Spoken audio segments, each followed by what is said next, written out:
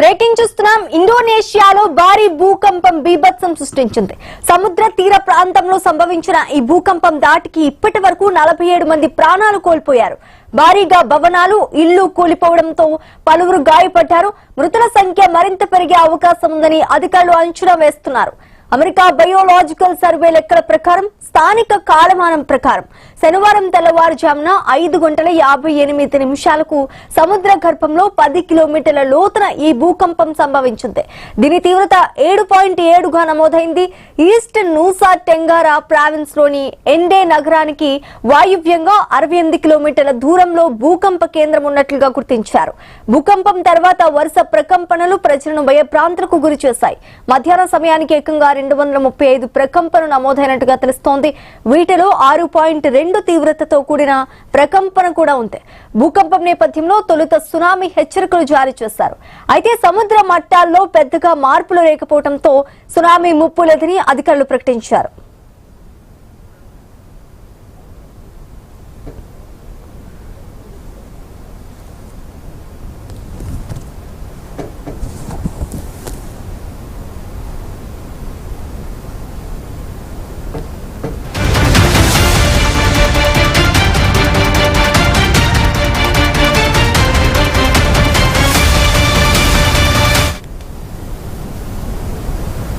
అయితే పలు ప్రాంతాల్లో భారీ అలలు ఎగిసిపడ్డాయి. మంగారై, ఈస్ట్ మంగారై ప్రాంతాల్లో 5.3 అడుగుల ఎత్తైన అలలను గుర్తించారు.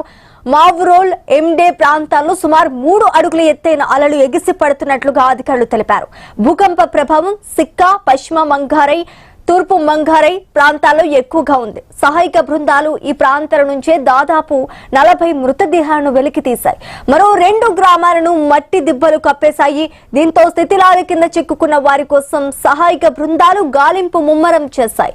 భూకంప బాధితుల సంఖ్య పెరిగే అవకాశం ఉండటంతో ఆసుపత్రులు అప్రమత్తమయ్యాయి.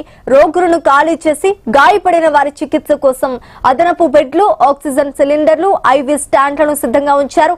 బాధితులను వేగంగా ఆసుపత్రికి తరలించేందుకు ఇండోనేషియా జాతీయ విపత్తుల నిర్వహణ సంస్థ 3 హెలికాప్టర్లు, 1 సహాయక నౌకను రంగంలోకి దించింది. భూకంప ప్రభావిత ప్రాంతాల్లో సహాయక చర్యలు కొనసాగుతున్నాయి. స్థితిలాల కింద మరెవరైనా చిక్కుకున్నారా అనే దానిపై రెస్క్యూ బృందాలు విస్తృతంగా గాలిస్తున్నాయి.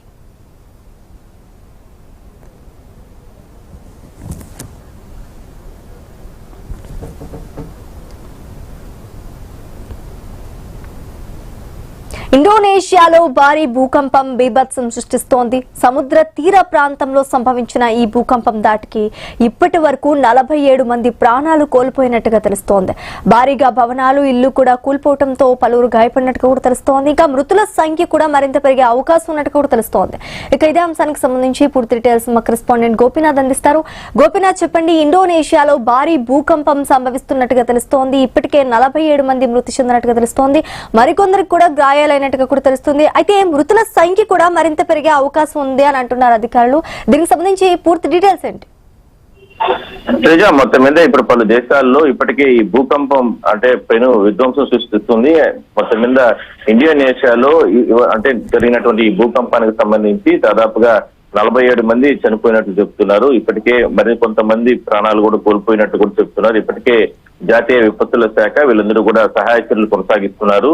అమెరికా జియోలాజికల్ సర్వే లెక్కల ప్రకారం సముద్రంలో దాదాపుగా 10 కిలోమీటర్ల లోతున ఈ భూకంపం సంభవించినట్లు, అందువల్లనే దీని తీవ్రత పెను విధ్వంసంగా ఉన్నట్లు, అందువల్లనే 7 రిక్టర్ స్కేల్ పై 7.7గా నమోదైనట్టు కూడా ఇప్పటికే అధికార యంత్రాంగం ఇప్పటికే కూడా గుర్తించడం జరిగింది. అయితే ఇంత భారీ పెను విపత్తు వచ్చిన నేపథ్యంలో చాలా మంది అంటే జనజీవనం పూర్తిగా కూడా అస్తవ్యస్తమై ఎక్కడ చూసినా కూడా భవనాలు, ఎత్తైన భవనాలు ఇవన్నీ కూడా మొత్తం కూడా కుప్పకూలున్న పరిస్థితి. అందువల్లనే ఇంత ప్రాణ నష్టం జరిగిందని కూడా అధికార యంత్రాంగం ఇప్పటికే పలు దేశాలు కూడా ఈ విషయాన్ని కూడా ధృవీకరణ చేయడం జరిగింది. అయితే ఇండోనేషియాను ఏదో ఒక రకంగా ఆదుకోవడానికి ప్రపంచ దేశాలు కాదు ముందుకు రావాల్సిన అవసరం ఉందంటూ కూడా ఇప్పటికే అంటే మానవ విపత్తుల శాఖ సంబంధించి కాదు వీళ్ళందరూ కూడా చెప్తున్నారు. సో మొత్తం మీద దాదాపుగా ఇప్పటి వరకు కూడా అంటే శనివారం ఉదయం అంటే అమెరికా జియోలాజికల్ లెక్కల సర్వే ప్రకారం, స్థానిక కాలమానం ప్రకారం శనివారం తెల్లవారుజామున 5:58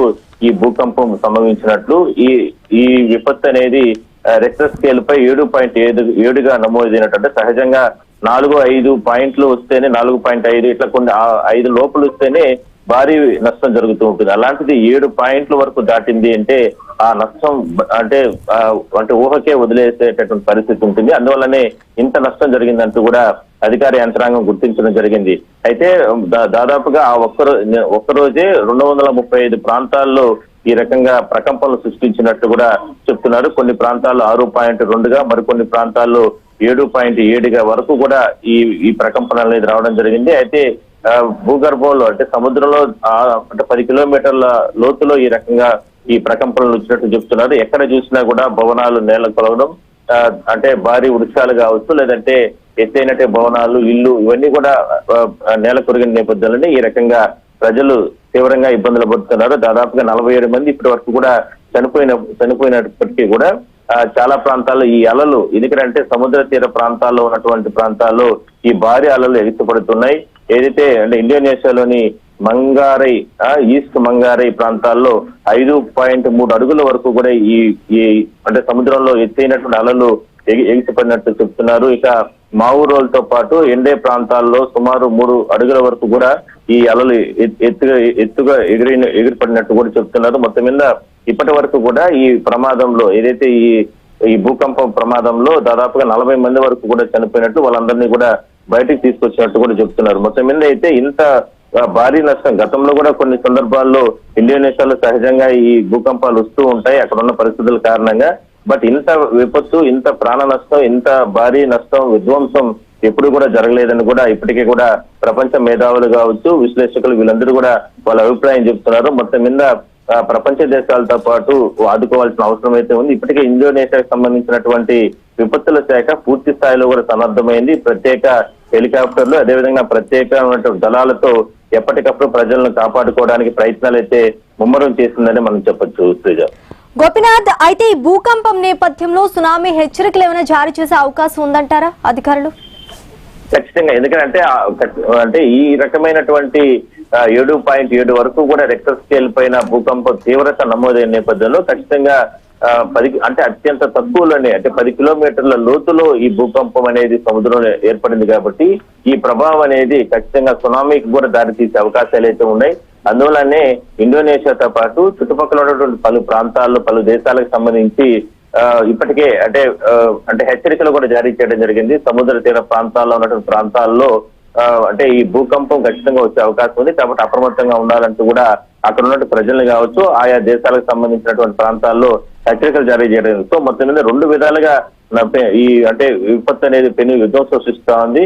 ఒకటి భూకంపం అయితే, మరొకటి సముద్ర తీర ప్రాంతాల్లో ఉన్నటువంటి ప్రాంతాల్లో ఈ రకంగా విపత్తుగానే మనం చెప్పొచ్చు. సో మొత్తం మీద అధికార యంత్రాంగం, ఇండోనేషియాకు సంబంధించినటువంటి అధికార యంత్రాంగం ఇప్పటికే కూడా ప్రజలకి ఎక్కడా కూడా నష్టం జరగకుండా ఇప్పటికే కూడా సాధ్యమైనంత వరకు చర్యలు తీసుకునే ప్రయత్నం అయితే చేస్తున్నారు.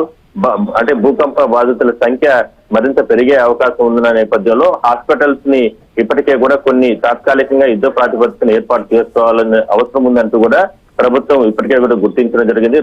రోగుల సంఖ్య ఎక్కువగా పెరిగే అవకాశం అయితే ఉంటుంది కాబట్టి తీవ్రంగా గాయపడిన వాళ్ళందరినీ కూడా హాస్పిటల్ తరలించి వాళ్ళకందరికీ కూడా అదనపు బెడ్లు, అదేవిధంగా ఆక్సిజన్ సిలిండర్లు ఇట్లా వీటన్నిటిని కూడా సిద్ధం చేసుకుంటున్నారు. ఈ మొత్తం మీద సహాయ చర్యలు ఇంకా కూడా ఎక్కువగా కొనసాగే అవకాశం అయితే, వారం పాటు సహాయ చర్యలు కొనసాగే అవకాశాలు అయితే ఉన్నాయి. కాబట్టి మొత్తం మీద జాతీయ విపత్తుల శాఖ ఇండోనేషియాకు సంబంధించి వాళ్ళు ఎప్పటికప్పుడు దీన్ని అధ్యయనం చేస్తున్నారు. ఇంకా మరోసారి ఏదైనా సరే భూకంపం వచ్చే అవకాశాలు ఉన్నాయంటే అనుమానాలు, ఎందుకంటే 7.7 వరకు కూడా రెక్టర్ స్కేల్ పై ఈ తీవ్రత నమోదైన నేపథ్యంలో ఇంత భారీ నష్టం, ఇంత భారీ విపత్తు గతంలో ఇప్పుడు కూడా ఇండోనేషియా లాంటి ప్రాంతాల్లో రాలేదు. కేవలం 4, 5, 6 పాయింట్ల వరకే గతంలో రావడం జరిగిన రికార్డ్స్ చూస్తే, అలాంటిది ఇవాళ 7.7 వరకు కూడా వచ్చింది కాబట్టి ఆందోళన కలిగించే అంశంగా మనం చెప్పొచ్చు. Right, thanks for the update.